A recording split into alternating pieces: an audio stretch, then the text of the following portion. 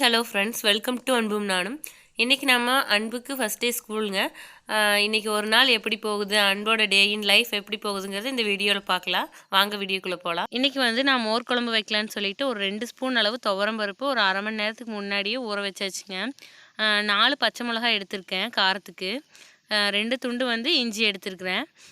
அப்புறம் ஒரு ஸ்பூன் வந்து சீரகம் எடுத்துருக்கிறேன். இது எல்லாத்தையுமே வந்து நம்ம மிக்சியில் அரைச்சி வச்சுக்கலாம். நான் வந்து மோர் குழம்பு வந்து நார்மலாக வீட்டில் செய்கிற மாதிரி செய்யாமல் ஹோட்டலில் எப்படி செய்வாங்களோ அந்த ஃபார்மேட்டில் செய்கிறேங்க. இந்த மோர் குழம்பு வந்து ரொம்ப அருமையாக இருக்கும். நீங்கள் ட்ரை பண்ணி பாருங்கள். ரொம்ப ஈஸியாக செஞ்சிடலாம். நம்ம வெங்காயம் வந்து இதுக்கு மொட்டு மொட்டாக ஒரு 10 எண்ணெய் தொளிச்சு வச்சுக்கணுங்க. இப்போ வந்து நான் எண்ணெய் ஊற்றிருக்கேன். இதில் வந்து கடுகு போட்டுக்கலாம். நார்மலாக நம்ம எப்பவும் தாளிப்போம்லங்க, அதே மாதிரி தாளிச்சிக்கலாம். அப்புறம் கருவேப்பிலும் வரமிளகாவும் போட்டாச்சு. ஒரு மொட்டு மொட்டாக தொளிச்சு வச்சுருக்கிற வெங்காயம் வந்து சின்ன வெங்காயம் போட்டுக்கலாம். இதில் வந்து நம்ம காய் எதுவுமே சேர்த்துக்க போகிறதில்ல. அதனால் இந்த மாதிரி வெங்காயம் தொளிச்சு போட்டுக்கிட்டோம்னா நல்லாயிருக்கும். இதை வந்து கொஞ்சம் வணக்கிடலாங்க. இது கொஞ்சம் செவந்ததையும் நான் அரைச்சி வச்சுருக்கிறேன் இல்லைங்க, அதை எடுத்து ஊற்றிடலாம். இந்த அரைச்சி வச்சுருக்கிறது வந்து சீக்கிரமாக கெட்டியாயிருங்க. அதில் துவரப்பருப்பு சேர்த்துருக்கறனால சீக்கிரம் கெட்டியாயிரும். அதனால தண்ணி வந்து நம்ம வேணுங்கிற அளவுக்கு, குழம்பு வேணுங்கிற அளவுக்கு இலக்கி ஊற்றிடலாம். இது வந்து நல்லா பச்சை வாசம் போகிற அளவுக்கு கொதிச்சுட்டு இருக்கட்டும். அடுத்தது வந்து நம்ம மோர் குழம்புக்கு ஒரு நாள் புளிச்ச தயிர் எடுத்து வச்சுக்கலாங்க. ரொம்பவும் புளிச்சதுன்னா நல்லா இருக்காது. அந்த மாதிரி தயிர் நான் எடுத்து வச்சுருக்கிறேன். இவ்வளோ எடுத்து வச்சுருக்கிறேன். இது நல்லா கொதித்து திக்காயிடுச்சு. இனி வந்து மஞ்சள் கொஞ்சம் சேர்த்துக்கலாங்க. நம்மளுக்கு எப்போவுமே மோர் குழம்புக்கு அந்த மஞ்சள் தான் நல்ல கலர் கொடுக்கும். அதுக்காக கொஞ்சம் சேர்த்துருக்கேன். அடுத்து வந்து நான் தயிர் எடுத்து வச்சிருந்தேனாலங்க, அதை நல்லா அடிச்சாச்சு. இனி வந்து இதை உள்ளே ஆட் பண்ணிடலாம். இந்த தயிர் வந்து நான் ரொம்ப கொதிச்சிடக்கூடாதுங்க. திரி திரியாயிரும். அப்புறம் அந்த டேஸ்ட் வந்து மாறிடும். இது நல்லா கொதிக்கிற ஸ்டேஜ் வர வரைக்கும் விட்டுட்டு ஆஃப் பண்ணிடணும். அதுக்கு முன்னாடி இது கூட நம்ம தேவையான அளவு உப்பு போட்டுடலாம். கல்லுப்பு போட்டுக்கலாங்க. நம்ம அந்த தண்ணி கூட இலக்கி அப்படியே ஊற்றிடலாங்க. இனி வந்து இதை நல்லா கலக்கி விட்றலாம். இது வந்து ரொம்ப கொதித்து வரக்கூடாதுங்க. ஒரு அளவான ஸ்டேஜில் கொதிக்கிற பக்குவத்தில் நம்ம ஆஃப் பண்ணிடலாம். இப்போ வந்து நல்லா நுரக்கட்டி வந்துருச்சுங்க. இனி வந்து ஆஃப் பண்ணிடலாம். லைட்டாக கொதிக்கிற மாதிரி பபுள்ஸ் வந்துச்சு. நான் ஆஃப் பண்ணிட்டேன். மோர் குழம்பு வந்து இந்த மாதிரி செஞ்சு பாருங்கள், ரொம்ப நல்லாயிருக்கும். இன்றைக்கி வந்து நான் மார்னிங் வந்து மோர் குழம்பே வச்சாச்சு. இது வந்து அன்புக்குங்க லஞ்சுக்கு. தயிர் வந்து ரொம்ப பிடிக்கும். அதனால் தயிரோட போட்டு கொடுத்துட்டோம்னா சாப்பிட்டு பழகிறதுக்கு கொஞ்சம் ஈஸியாக இருக்குன்னு ஃபஸ்ட்டே வந்து நம்மளுக்கு பிடிச்சதையவே கொடுத்துடலான்னு போட்டேன். இதுக்கு ஒரு குட்டி ஸ்பூனுங்க. அவன் வாய்க்கு தகுந்தாப்படி நம்ம குட்டியாக போட்டோம்னா அவங்களுக்கு எடுத்து சாப்பிடும்போது ஈஸியாக இருக்கும். அதுக்காக இப்போ நான் என்ன பண்ணிகிட்டு இருக்கிறேன்னா, ஸ்டிக்கரில் வந்து பேர் எழுதிக்கிறேன். அன்புன்னு கிளாஸ் எழுதி ஒட்டிகிட்டுருக்கிறேன். இவங்களுக்கு வந்து இதில் எல்லாம் எழுதி ஒட்டலின்னா அவங்களுக்கு ஸ்லேட் எது, பென்சில் பாக்ஸ் எது, பேக் எதுன்னு கூட தெரியாதுங்க. அன்புக்கெல்லாம் வந்து தெரியாது. நான் என்னை பார்த்ததையுமே அதையெல்லாம் விட்டுட்டு நம்மக்கிட்ட வந்து நின்றுக்குவாங்க. எதையுமே எடுத்து உள்ளே வைக்க தெரியாது. அப்புறம் டீச்சர்ஸ்க்கு அப்புறம் அங்கே வேலை செய்கிற ஐயம்மாவுக்கு இவங்களுக்கெல்லாம் வந்து பேக்கே தெரிய மாட்டேங்குது. அவங்க கண்டுபிடிக்கிறதுக்குமே இந்த பேர் எழுதி ஒட்டிட்டோம்னா ஈஸியாக இருக்கும். அதனால் இந்த மாதிரி ஒட்டியிருக்கேன். பேக் பாருங்க எப்படி இருக்குன்னு. அவெஞ்சர்ஸ் போடுறதுன்னு சொல்லி அவங்க அப்பா தான் வந்து இப்போ சின்ன பையன் மாதிரி எடுத்துகிட்டு வந்துருக்கிறாரு. அன்புக்கு எது பிடிக்குதுன்னு கேட்கவே இல்லை. அவருக்கு பிடிச்சது எடுத்துகிட்டு வந்துட்டு, நீ எல்லாம் அவெஞ்சர்ஸ் பார்த்துருக்கியா, உனக்கெல்லாம் அவெஞ்சர்ஸ் தெரியுமா, உனக்கு தெரியாதனால தான் நீ இந்த பேக் வேண்டான்னு சொல்லிட்டு இருக்கிற அப்படின்னெல்லாம் கதையை விட்டுருந்தாரு. பேக் கலர் பிடிக்கல, இந்த டிசைன் பிடிக்கலன்னு சொன்னதுக்கு என்னென்னமா கதையை விட்டாங்க. சரி பரவாயில்ல, அவங்க இதையாவது வாங்கிட்டு வந்து கொடுத்தாங்களே அப்படின்னு சொல்லி விட்டாச்சுங்க. அன்புக்கு வந்து இன்றைக்கி எதுவும் எடுத்துகிட்டு போக வேண்டியது இல்லைங்க. ஸ்லேடு ஒரு பாக்ஸ் இருந்தால் போதும். அவ்வளோதாங்க எடுத்துகிட்டு போகிறது. ஃபஸ்ட்டே வந்து கொஞ்சம் ஹாப்பியாக தான் போனால், நாங்கள் அங்கே போய் வெயிட் பண்ணி கூட்டிகிட்டு வந்தோம். கிளம்புனதுக்கப்புறம் சரி ஒரு ஃபோட்டோ எடுக்கலாம் அப்படின்னு சொல்லி நிற்க வச்சேன். ஆர்ப்பாட்டம் பண்ணிட்டாங்க. பாருங்கள், பயங்கரமான போஸ்கெல்லாம் கொடுத்துருக்குறாரு. இந்த ஒரு ஃபோட்டோ தான் கரெக்டாக இருக்கும். அப்புறம் வாயெல்லாம் டிஃப்ரெண்ட்டாக வச்சுருந்தேன். முழியாங்கண்ண மரம் பாரு, அடி பிச்சு போடுவேன்னு சொல்லிடு. பொய்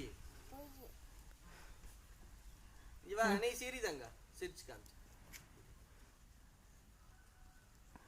சிரிக்க மட்டும் சொல்லிடக்கூடாதுங்க, அப்புறம் அவ்வளோதான்.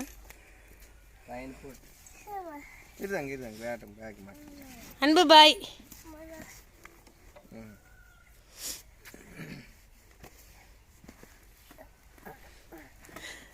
இன்னைக்கெல்லாம் சாப்பிட்டுக்கோனே, இன்னைக்கெல்லாம் ஸ்கூலில் சாப்பிட்டுக்கோனே. பாய். எனக்கு எரினா பாய். இங்கே வேறு அன்புக்கு வந்து ஸ்கூல் ரொம்ப பக்கம்தாங்க, ரொம்ப தூரம் போக வேண்டியதில்லை. ஒரு 2 கிலோமீட்டரில் வந்து இப்போ ஸ்கூல் வந்துடும். என்ன பண்ணுதாங்க? வெளியே இருக்கிற லேப்டாப் எடுத்து வந்து லேப்டாப் உள்ள இருக்குது, கீபோர்டு மவுஸ் எல்லாம் வெளியே இருந்து எடுத்து வந்துருக்குது. எப்படி மாட்டின? எனக்கு தெரியாம கிடக்குது. பாஸ்வேர்டு போட்டியா? இத்தனை தடவை தட்டி வச்சுக்கிற?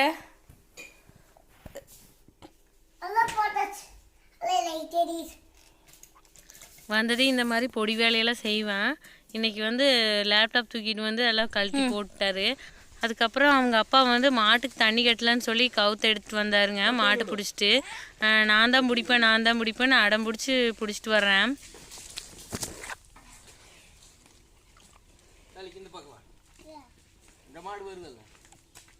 தள்ளிவா.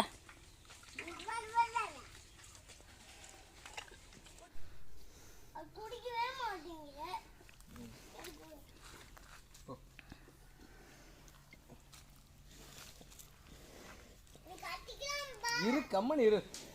மாடு தண்ணி குடிக்குது.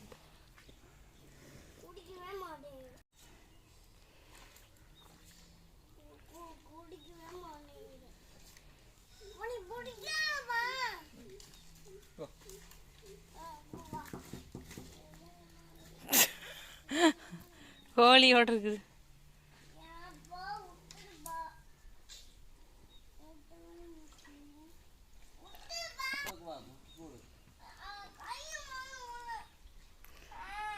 விட்டுருங்க.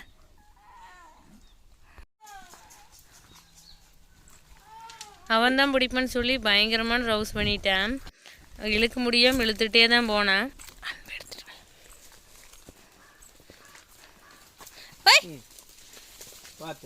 இவ்வளோ கஷ்டப்பட்டது இழுத்துட்டு போகணும்.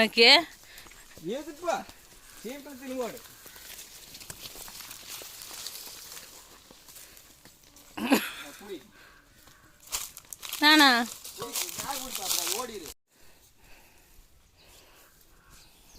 நீ வந்து மாட்டுக்கு மேவும் அவனே தான் போடணும்னு சொல்லி அடம் பிடிச்சி போட்டுக்கிறாங்க.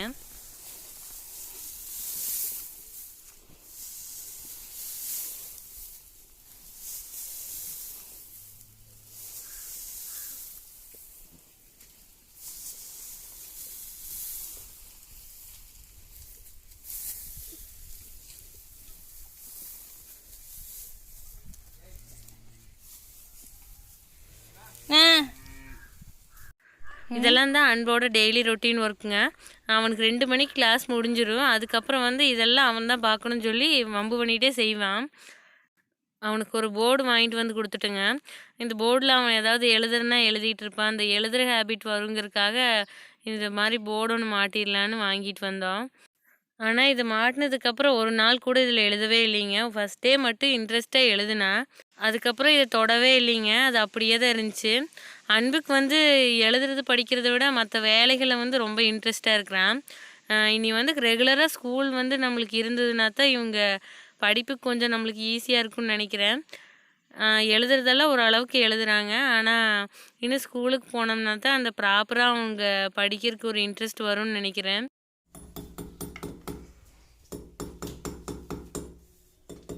மாட்டுதாங்க இன்னும் கொஞ்சம் இன்னும் வந்து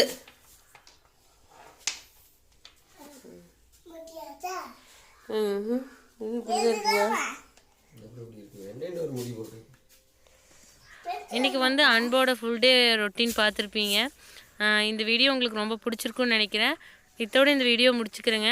வேற ஒரு இன்ட்ரெஸ்டிங்கான வீடியோவில் பார்க்கலாம். நம்ம சேனல் சப்ஸ்கிரைப் பண்ணாதவங்க சப்ஸ்கிரைப் பண்ணுங்கள். மறக்காமல் பக்கத்தில் இருக்கிற பெல் பட்டன் கிளிக் பண்ணிக்கங்க. அப்போ தான் நான் போடுற வீடியோஸ் எல்லாமே கரெக்டாக வரும். அடுத்த ஒரு இன்ட்ரெஸ்டிங்கான வீடியோவில் பார்க்கலாங்க. தேங்க்ஸ் ஃபார் வாட்சிங். பாய், டேக் கேர்.